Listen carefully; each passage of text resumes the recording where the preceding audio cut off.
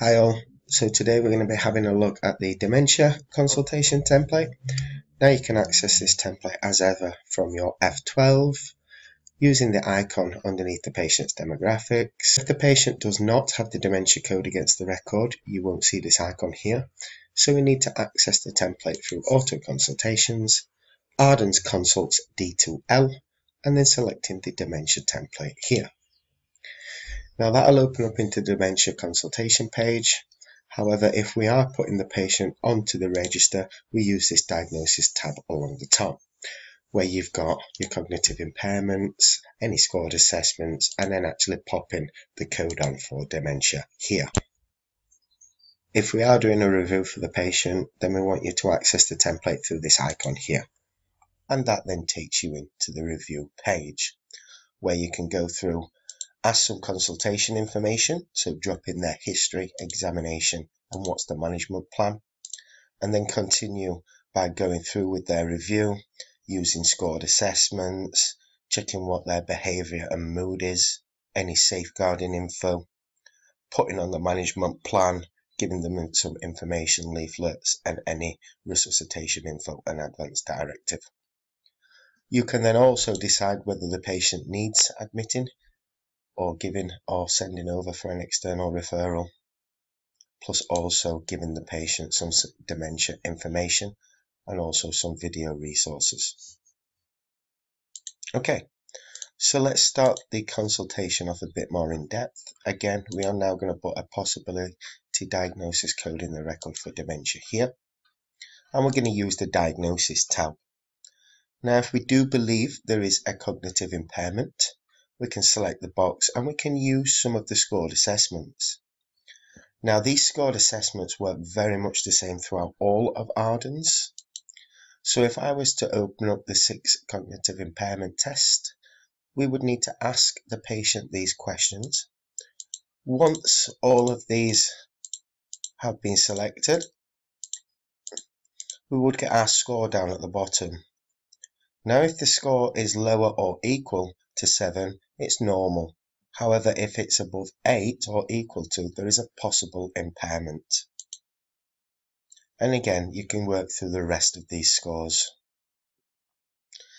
Now, if we believe there is an impairment, you can drop on the diagnosis code. And at that point, we can hit OK. Now, if patient is returning for an annual review, we'd like you to open up the little question mark icon underneath their demographics. Now, this will take us straight in to the dementia review template and tab.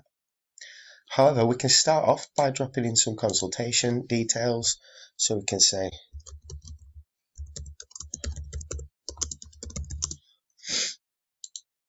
and what's been done on examination,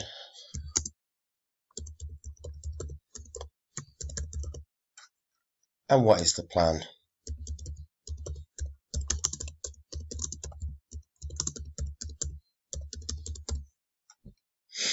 Now we can jump on and continue moving through with our dementia review. So saying, is it an annual review?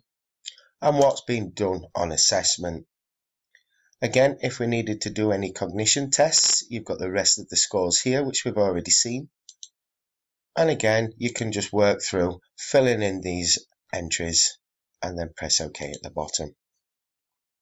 We can also check what the patient's mental capacity is like. So are they able to use decision-making strategies or unable? And if so, you can open up the decisions and mental capacity template. Again, we can talk through their steps. So yes, they are able or unable. And if they were unable, you could open up the mental capacity template once more. Moving down, we can check what their personal care is like. So are they able? Is it difficult or unable? And if it is unable, we can drop in their housing and activities of daily living. So we can say, yes, they live in a house, who they live with, are there any stairs, are they housebound, any problems that could occur, do they have good personal care, are they bedridden, are they able to dress themselves, any eating, and just keep working through the template. Now moving down, we can check what their behaviour is like. but also ask what their mood is like. So if they do have a depressed mood, you can use this depression screening template and actually say what these outcomes are. And then if we do believe they have a depressed mood, we can give some advice and guidance. But also we can go through and use the PH2Q and PHQ-9 scored assessments, and also if there needs to be an IAPT referral. We can ask any frailty questions. So are they frail? Do they have any falls? But also update their safeguarding information. And again, if there is a concern, we can jump into the safeguarding template. We can say that yes, confidentiality has been discussed, and we can change the privacy of where we want this to be seen or who by in the record. Record this is a safeguarding event, but also update any care teams and relations. We can put in our information, so what we've talked through, and what is the reasons. Is there any abuse? And what actual concerns do we have? Is the patient vulnerable? And do we need to inform any family members, or is there any family members for a cause for concern? And as ever, fill in the plan, give a care plan out, and if a social service referral has been discussed. Now coming down, we can talk through if they do have a carer, and if they do, we can open up the care teams and relationship template and state yes, they do have a carer, and are they under the care of any other services? Again, we can say if they live in their own home or if they're homeless, but also update any next of kins or relationships. Coming down once more, if you were going to, you can actually offer the carer an assessment. Now we can state what the impressions are. So what's the condition? So we can say if it's improving, deteriorating, and then create a patient-specific management plan. We can also talk through their lifestyle, and again we can go through and update their diet, exercise, weight, if they're a smoker and drink.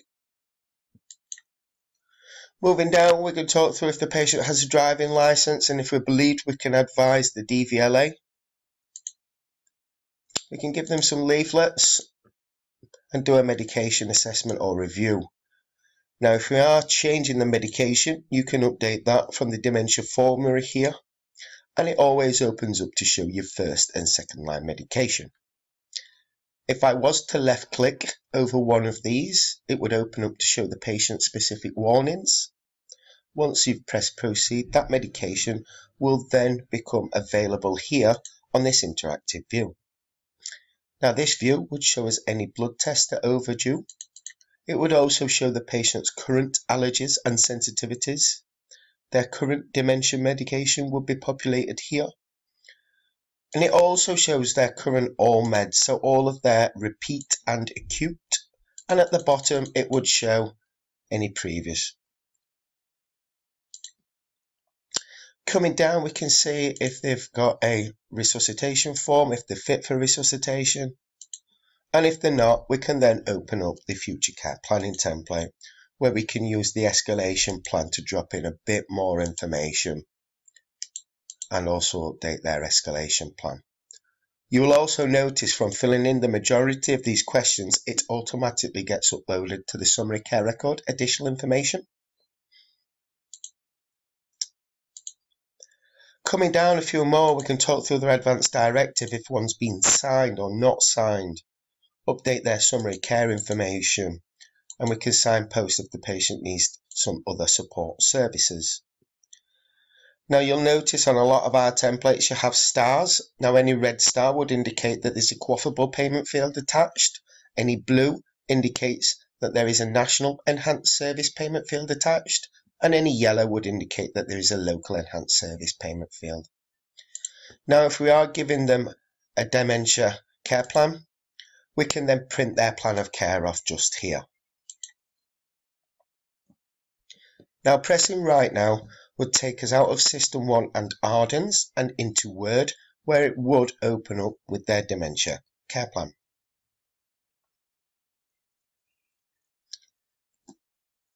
And as you can see, it's got the patient's information, it's got some contact details and relationships, key information, any resuscitation. It's got all of their information, and it's also been pulled through from our template. All you would need to do is file and print. Once you've done that, pass that over to the patients and save it back into System 1. Now the next two tabs along are for any external referrals or admissions. So if we did believe the patient had suspected dementia below 65 years of age, and also they've got behaviour and psychological symptoms, we can then say if the criteria has been met or hasn't, and then review the referral criteria here. The last page is where we keep our resources, so any information, self-help links for the patients, but also some video resources, which again we could send over to the patient. Now these can be sent to the patient or printed if we did want to send them via SMS or email. All we would do is left click over one of these links and it should take us in to the patient.info website. Now if you were printing, please be aware choosing this option here would print out about 9 pages and only 2 of them being relevant information. So to save the waste, go to Actions, Download PDF. Now that doesn't download anything, it just says as to which pages you would like to print, so again saving time, money and paper. However, if the patient was happy to receive via text or email, we can highlight the web address and right click copy and then just jump down to System 1 at the bottom. You can then have the options to do either or. Now if we just click SMS, all we would do is need to right click in here and paste and press OK. Now if I was to do that, that would go from the practice email over to the patient's mobile. Again, you've saved time, money, paper, toners. It puts a code in the patient's notes to say SMS message sent and also self-help leaflet given to. Once everything has been done in these consultations, as ever, always OK at the bottom, and then save the patient's notes.